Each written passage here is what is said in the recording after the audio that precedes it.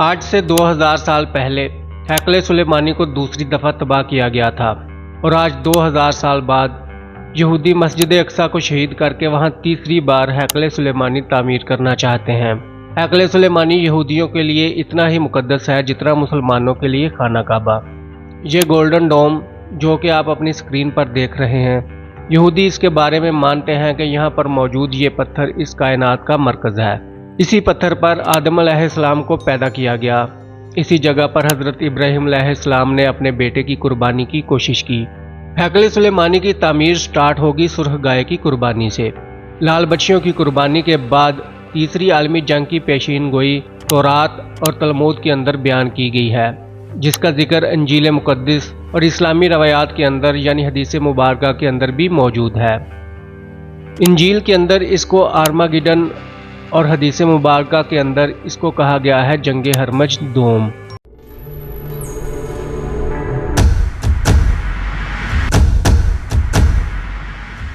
غزہ پر اسرائیل کے وحشیانہ حملے کے 100 دن مکمل ہونے پر حماس کے ترجمان ابو عبیدہ نے 7 اکتوبر کو فلسطین پر اسرائیل کے مسلسل قبضے کے ساتھ ساتھ اس گروپ کے اسرائیل میں داخل ہونے کے پیچھے محرکات کی وضاحت کرتے ہوئے ایک ویڈیو جاری کی۔ انہوں نے مقبوضہ فلسطینی علاقوں میں سرخ گائے لانے کا بھی ذکر کیا۔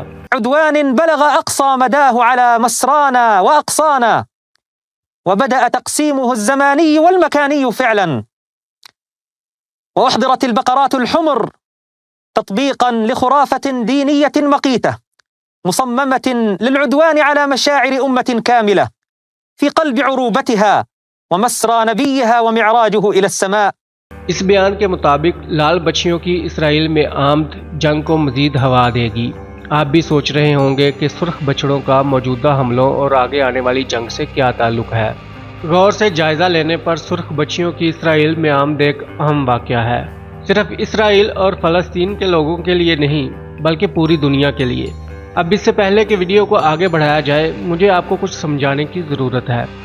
چند مہینوں میں رونما ہونے والے واقعات نہ صرف مڈل ایسٹ بلکہ پوری دنیا کے لیے تباہ کن واقعات کو جنم دے سکتے ہیں۔ آئیے ایک شارٹ انٹروڈکشن سے پوری سٹوری سمجھتے ہیں۔ بہت سے لوگ اس بات پر اصرار کرتے ہیں کہ فلسطینی اسرائیلی کشیدگی مذہبی نہیں بلکہ جغرافیائی اور پولیٹیکل ایشو ہے۔ اگر یہ بات درست مان بھی لی جائے تب بھی مذہبی بنیادوں سے انکار نہیں کیا جا سکتا۔ ہم سب جانتے ہیں کہ یروشلم پوری دنیا کے مقدس ترین شہروں میں سے ایک ہے، جس کا احترام 3 ابراہیمی مذاہب یہودی، عیسائی اور اسلام کرتے ہیں۔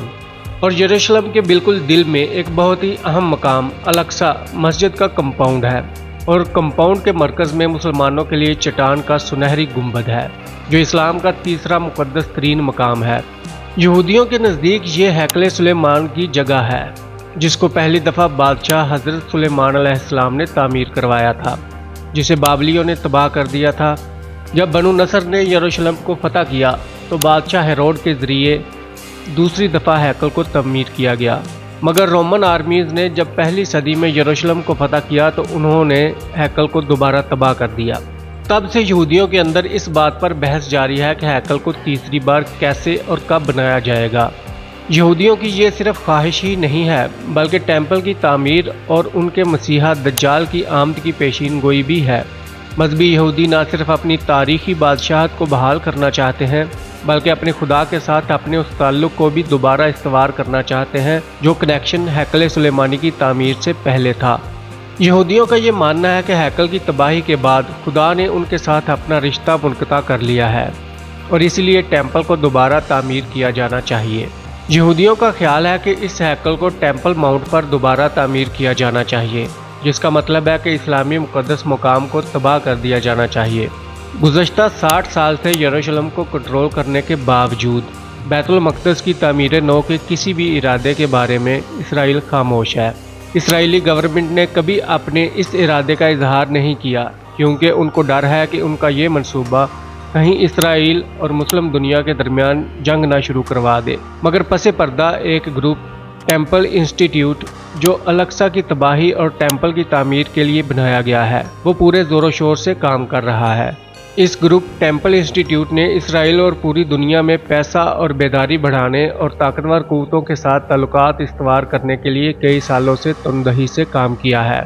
تیسرے ہیکل کی تعمیر کو آسان بنانے کے لیے اور کئی دہائیوں کے قبضے اور فلسطینی عوام کے کاز میں بڑھتی ہوئی عدم دلچسپی کے بعد ہیکل کی تعمیر نو کے لیے ان کے مطالبات زور و شور سے بلند ہوتے جا رہے ہیں۔ ٹیمپل کی تعمیر نو کی بات کو اب کوئی انوکھا خیال نہیں سمجھا جاتا۔ اس گروہ کو مغرب کے طاقتور ایونجیلیکل عیسائیوں کی بھی حمایت حاصل ہے۔ انجیلی بشارت کے لیے وہ ٹیمپل کی تعمیر کو مسیح کی واپسی کے لیے ایک ضروری پیش خیمہ کے طور پر دیکھتے ہیں۔ یہ تھوڑا سا ناپاک اتحاد ہے، کیونکہ یہودیوں کا ماننا ہے کہ جب مسیحا واپس آئے گا تو تمام غیر یہودی یہودیوں کی خدمت کریں گے، جبکہ انجیلی بشارت کے ماننے والوں کا خیال ہے کہ حضرت مسیح واپس آئیں گے اور یا تو یہودیوں کو عیسائی بنا دیں گے یا قتل کر دیں گے۔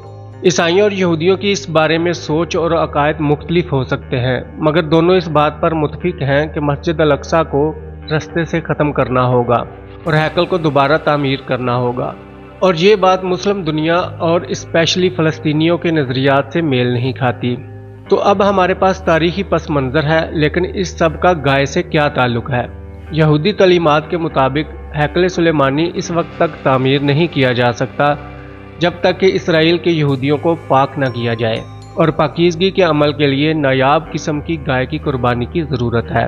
اس میں کہا گیا ہے کہ خدا نے موسیٰ علیہ السلام اور ہارون علیہ السلام سے کہا کہ یہ رسمی قانون ہے جس کا خدا نے حکم دیا ہے کہ بنی اسرائیل کو ہدایت کرو کہ وہ تمہارے پاس بے عیب سرخ گائے لے آئیں، جس میں کوئی عیب نہ ہو اور جس نے کسی بچے کو جنم نہ دیا ہو، جس کی جلد پر ایک بھی سفید یا سیاہ بال نہ ہو، حتیٰ کہ اس کے کھر بھی سرخ ہوں۔ لہٰذا ایسی خصوصیات کے ساتھ گائے کا ملنا بہت ہی مشکل تھا۔ اس قسم کی سرخ گائے کو جینیاتی تبدیلی اور افزائش کے باوجود تلاش کرنا ناقابل یقین حد تک مشکل لگ رہا تھا۔ اسرائیل میں مقامی طور پر 100% سرخ ہیفرز کی تلاش تقریباً ناممکن تھی، لیکن 2022 میں 5 بہترین سرخ ہیفرز ٹیکساس سے مل گئیں۔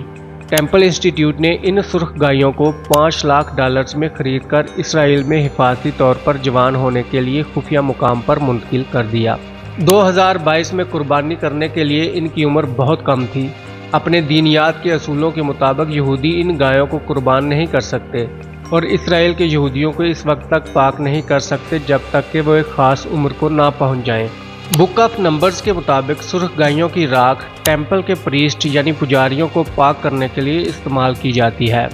اس وقت ان ریڈ ہیرفز کی عمر 2 سال سے زیادہ ہے۔ اس سال اپریل میں ان کی عمر کم از کم 3 سال ہو جائے گی اور قربانی شروع ہو سکتی ہے۔ اور کچھ لوگوں کا ماننا ہے کہ 8 اپریل کو لگنے والے سورج گرہن کو یہودی یہ قربانی کریں گے۔ اس کے لیے ٹیمپل انسٹیٹیوٹ اور دیگر گروپس نے ہر طرح کی تیاریاں کی ہیں۔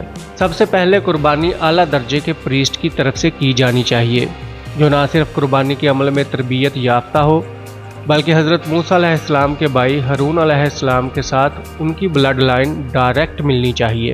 قربانی بھی زیتون کے پہاڑ کے ارد گرد ہیکل ماؤنٹ کے مشرق میں کی جانی چاہیے، جہاں پریسٹ خود کمپاؤنڈ کو دیکھ سکے، اور یہ زمین پہلے ہی خریدی جا چکی ہے۔ ایک اور عجیب بات میں آپ کو بتاتا چلوں کہ یہ ٹیمپل ایک پہاڑی پر اس لیے تعمیر کیا جا رہا ہے کہ یہودیوں کا ماننا ہے کہ پہاڑی کے نیچے کسی کی قبر یا لاش نہیں ہو سکتی۔ ٹیمپل انسٹیٹیوٹ ان تیاریوں کے بارے میں اتنا سنجیدہ ہے کہ وہ پہلے ہی ڈائمنڈ ٹولز کے ذریعے ایسے پتھر کاٹ رہے ہیں جو ٹیمپل میں استعمال ہوں گے۔ یہودی عقیدہ کے مطابق پتھروں کو دھاتی اوزاروں سے نہیں تراشا جا سکتا، اور انہوں نے زیورات بھی تیار کر لیے ہیں جو ٹیمپل کے اندر رکھے جائیں گے۔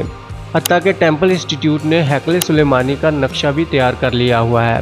مجھے اور آپ کو سرخ گائیوں کی آمد ایک توہم پرستانہ رسم لگ سکتی ہے، لیکن جیسا کہ میں پہلے ہی بتا چکا ہوں کہ یہ ان اقدامات کے سلسلے میں پہلا بڑا قدم ہے جو کمپاؤنڈ کی تباہی کو آسان بنائے گا، تہذیبوں کے درمیان ایک تباہ کن جھڑپ کا باعث بنے گا۔ گائے کی قربانی کے بعد اسے جلا دیا جائے گا اور اس کی راکھ کو پانی میں ملا دیا جائے گا، جو اسرائیل کے منتخب یہودیوں کو پاک کرنے کے لیے استعمال کیا جائے گا، تاکہ وہ یہودی ہیکل سلیمانی کی تعمیر میں حصہ لے سکیں، جس کے بعد یہودی قانون کے مطابق پہلے سے تیار زیورات اور تعمیراتی سامان سے ہیکل کی تعمیر شروع کریں گے۔ دوستو، یہاں پہ ایک اور چیز ہے جس کی طرف میں آپ کی توجہ کروانا چاہتا ہوں۔ آثار قدیمہ کی کھدائی جو الاقصی کمپاؤنڈ کے نیچے ہو رہی ہے۔ اسرائیلیوں کا دعویٰ ہے کہ یہ آثار قدیمہ کے مقاصد کے لیے ہے، لیکن انہوں نے کبھی بھی فلسطینیوں کو اس عمل میں حصہ لینے یا دیکھنے کی اجازت نہیں دی۔ بہت سے لوگوں کا خیال ہے کہ یہ کھدائی ایک خطرناک ایجنڈے کا حصہ ہے جس کا مقصد الاقصی مسجد کی بنیادوں کو کمزور کرنا اور اسے منہدم کرنا ہے۔ خود مسجد کی بنیادوں، دیواروں اور چھتوں میں دراڑیں پڑنے کی اطلاعات ہیں۔ ان کی مرمت کی کسی بھی کوشش کو اسرائیلی حکومت نے نظر انداز اور مسترد کر دیا ہے۔ 2023 میں یہ کھدائی بالکل مسجد الاقصی کے نیچے پہنچ چکی ہے، اور تب ہی 2023 میں نیتن یاہو نے اپنی کیبنٹ کی ایک میٹنگ بلائی اور اس کھدائی کو جاری رہنے پر زور دیا۔ اگر آپ اب بھی مسجد کو تباہ کرنے کے لیے ٹیمپل انسٹیٹیوٹ کے ارادے پر قائل نہیں ہیں تو صرف ان کی ویب سائٹ پر اس مقصد کے بیان پر ایک نظر ڈالیں، جس میں وہ تفصیل سے بتاتے ہیں کہ ٹیمپل ماؤنٹ بجا طور پر یہودیوں کا ہے اور فلسطینی املک کے ماڈرن لوگ ہیں جنہیں یہودیوں نے ہزاروں سال پہلے تباہ کر دیا تھا۔ یہ صرف اسرائیل میں کام کرنے والی کچھ NGOs کا مشن نہیں ہے، یہ ایک پوری تحریک ہے جو وائرس کی طرح اسرائیلی سوسائٹی میں پھیل رہی ہے۔ ٹیمپل انسٹیٹیوٹ نے IDF کو AMCs کے ساتھ جنگ کے دوران استعمال ہونے والے اپنی مرضی کے مطابق جنگی سینگ دیے ہیں تاکہ وہ انہیں غزہ کی پٹی میں طبلِ جنگ کے طور پر بجا سکیں، اور فوجیوں کو غزہ کی پٹی میں گھروں پر نشانات کے جھنڈے اور گریفیٹی لگا کر ٹیمپل کے آنے اور مسجد کی تباہی کا اعلان کرتے دیکھا جا سکتا ہے۔ اس لیے میں چاہتا ہوں کہ آپ 7 اکتوبر کو ابو عبیدہ کی سٹیٹمنٹ کو دوبارہ سنیں۔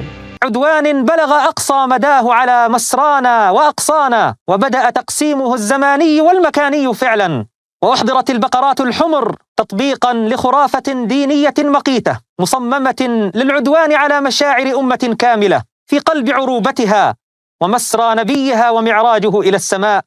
یہ صرف فلسطینی عوام کی حالت زار پر توجہ دینے کی دنیا سے مایوسی کی درخواست نہیں تھی، یہ پوری مسلم دنیا کے لیے ایک وارننگ تھی کہ ان کے مقدس ترین مقامات میں سے ایک تباہی کے خطرے سے دوچار ہے، کیونکہ وہ دیوار پر لکھی تحریر دیکھتے ہیں کہ وہ ٹیمپل انسٹیٹیوٹ جیسی تنظیموں اور ان لوگوں کی کالیں دیکھتے ہیں جو انہیں فنڈ دیتے ہیں۔ وہ دیکھتے ہیں کہ متشدد اور مذہبی انتہا پسند اسرائیلی حکومت کی طرف سے پالیسیاں بنائی جا رہی ہیں جو ایونجیلیکل عیسائی انتہا پسندوں کے ساتھ مل کر کام کر رہی ہیں۔ وہ اپنے بچوں اور آنے والی نسلوں کی تربیت دیکھتے ہیں، جہاں وہ مسجد کو تباہ کرنے اور اس کی جگہ تیسرا ٹیمپل بنانے کے اپنے ارادے کو واضح کرتے ہیں۔ دوستو، اس ٹیمپل کی تعمیر شروع نہیں ہوتی جب تک کہ سرخ ہیفرز کو مشرقی یروشلم میں زیتون کے پہاڑ پر ذبح، قربانی اور جلا نہ دیا جائے۔ اب اگر آپ کو لگتا ہے کہ یہ سب بکواس ہے اور اس سے کوئی فرق نہیں پڑتا ہے اور اس قسم کی مذہبی انتہا پسندی تشویشناک ہونی چاہیے، کیونکہ ذرا تصور کریں کہ الاقصی مسجد کی تباہی اس وقت یوکرین کے تنازع سے دوچار دنیا پر کیا اثر ڈالے گی۔